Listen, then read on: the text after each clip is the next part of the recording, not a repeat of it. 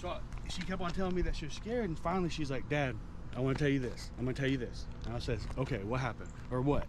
And she said, Jacob Shook Snapchatted me and said, you're so pretty. And I couldn't even move. I was just sitting on the couch, and I just told myself, be calm. Don't freak out. Let her keep talking and just kind of listen and be there for her. And your daughter is? She's 15. We keep on saying she's 15. She was 14 at the time. She turned 15 in February. She told me that Jacob Shook, when they was at her mom's friend's house, Talon's, that while they was playing Uno, and this is how crazy this is, there's a group of people all around this table, and he Snapchats her and says, you're so pretty.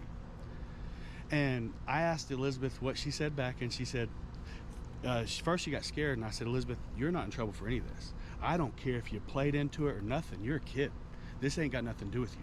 But we have to get to the bottom. She goes, I said thank you, and he sent me another snap, and I left him unopened. And so I didn't ask her what it said at the end. She said she got in the car with her mom, and they was all leaving, and she said, Mom, he sent me a Snapchat that said you're so pretty. Her mom said, don't worry about it.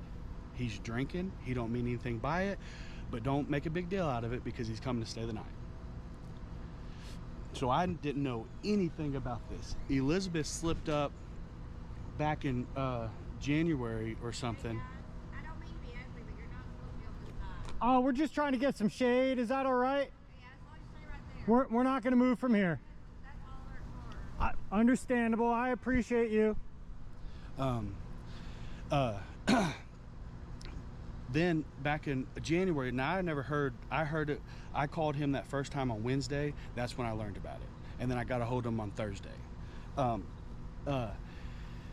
I heard in January that she was talking to my wife, and she goes, yeah, Jacob Snapchatted me. I said, girl, no, get him off there. I don't matter if it's a cop, a coach, a teacher. You don't have grown-ups on Snapchat on a platform that deletes messages. Get him off there.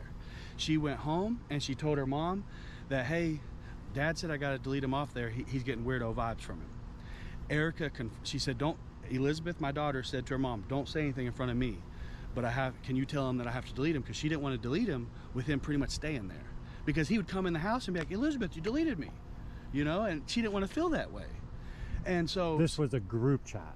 No. This was this individual. Yeah, him and her. Just the two of them. Nobody else involved. No, just the two of them. So the sheriff is claiming that this was a group chat. Oh no. That was a family group chat. No. It wasn't. No, it was him and her. Okay. And Erica said something to him about it. Said, hey, her dad's getting weirdo vibes about you Snapchatting her. And he said in a cocky and arrogant way, and I confirm this with everybody that knows Jacob, he told my daughter, does your dad know who I am? Elizabeth said he said it in a cocky, kind of intimidating way. I asked his wife and I asked his fellow employees, you know him. Do you think he said it cocky and arrogant, or do you think he didn't? No one could say otherwise. They knew he said it cocky. He scared her.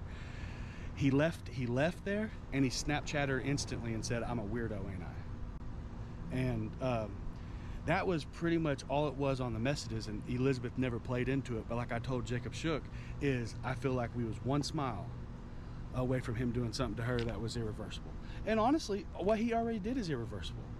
Like I didn't think Elizabeth was really affected by it. She told me the other day I was going to send her to Walmart to get some bread because I'm kind of lazy. I got a 15-year-old daughter. She can go in and get the bread a lot easier than I can.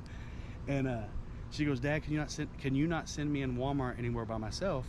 And I said, yeah, that's fine. And we had a talk the other day, and she goes, Dad, a couple weeks ago you said if I wanted to see a doctor, I could. Well, she asked me the other day, I think it was yesterday, if we can go ahead and set her up to talk to someone. Counselor? Yeah, because she said, even though you've told me my whole life that you got to be careful for guys like this, she goes, I had no idea. She said, now every time I go into Walmart, every time I see a grown man by themselves, I think that that's what they're thinking.